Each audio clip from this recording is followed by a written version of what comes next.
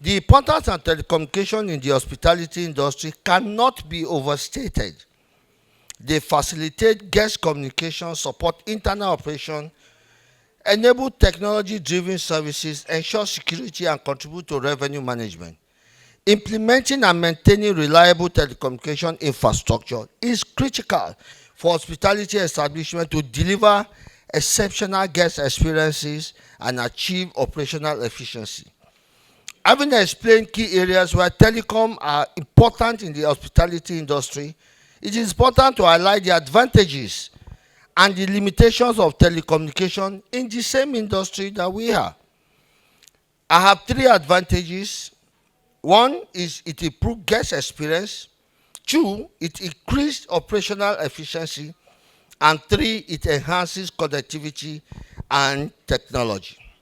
We must, however, bear in mind that there are certain limitations we need to equally address. These include the technical issues and downtime. Nigeria is known for light goes off, light comes. As I was seated there, one of our managers just called me and said, we have some guests. Like I told you, my family has this business. So once in a while, I assist in managing it. And that diesel has finished.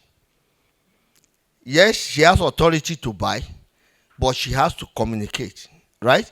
Before she can go ahead and purchase. So I asked her, do you have Impress? She said, yes, okay. Use your Impress and buy. Now, when light goes off and come, light goes off and come, these technologies are not designed for that. Those who designed the technologies that we're using in Nigeria do not envisage that light will be going off and coming. And that's why in the hotel industry in Nigeria, we tend to replace most of this equipment every now and then. Most of the time you see your television will just go blow, pum, it's gone. AC, pum, it's gone. Not because you didn't maintain them, but because the technology behind this equipment do not envisage the insistent fluctuation. It expects that the electricity will flow normal. So we tend to have a lot of challenges in the telecom industry. And of course, Nigerians were resilient. We always find a way to survive. We must, however, say that number two, cost of infrastructure and maintenance, it will keep increasing. And then data security and privacy concern. I was at our reception one time, and a guest came in. He saw the camera, which is a standard, and he complained that he's not happy that there's a camera that is seeing him, that he's not going to stay because his privacy is not guaranteed. Now, if you are in the hospitality industry, I'm sure, who has experience in the hospitality apart from the theoretical part? I'm talking of technical part, physical experience. Can I see your hand up? Okay, sir, I'm sure you'll be able to say that managing guests sometimes is a very difficult, especially do you know why it is? Because they are there to spend their money. And when you want to spend your money, you will say all manners of things to people. All right? Unfortunately for us, can we react back? We cannot react back. That is one of the other aspects of the industry that we manage. In this Lagos, at Ikeja, we have seen somebody who checked into an hotel. The man refused to release the key. Those were the days we were using key. He refused. So one day we were forced to open the door. And you know what we found on his bed? A cock. A cock on his bed. Yeah, madam, if you are going to this industry, you will see things. So a cock. And we locked the door, and he came back. When we entered the house, the room again, the cock had disappeared. Eh? No. In hospitality industry, you must check your guests. You must look at your guests very well. Otherwise, you don't just leave your guests and allow them to do whatever they like just because they are your guests. Some of them can implicate you.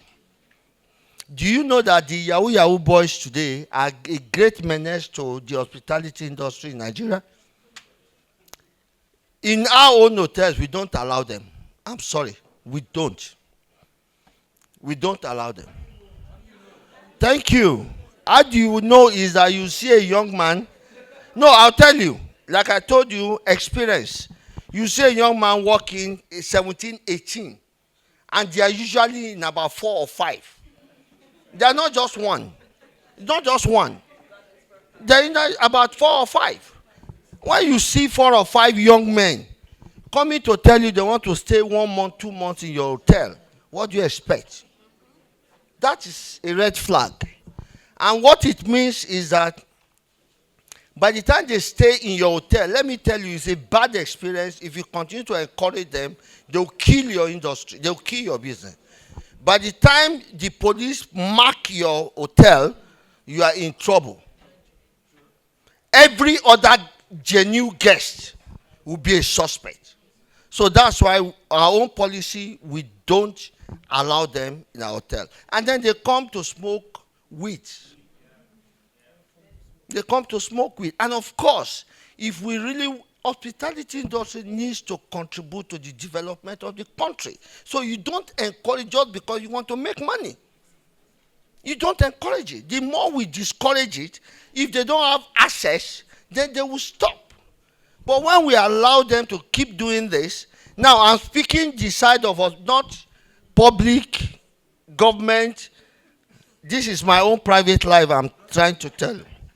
So that the journalist here will not say NCC said. It's not NCC that is speaking now, it's just me. You understand? So it's a bit of a challenge for us, because you see big money and then you say you don't want. But I tell you, it's better you don't take that big money, because the sustainability of your hotel matters a lot. In 1988, when Sheraton Hotel was built in Lagos, Ikeja, 88, I don't know if people, that time we used to stay there with 180 naira. And then when you stay there, when you are going out, they'll give you all the towels you use, you go with them, and some other souvenirs. Today, hotels can't do that. Even anywhere in the world, not just anywhere in the world. Nobody does that again. But those were the kind of things we were getting.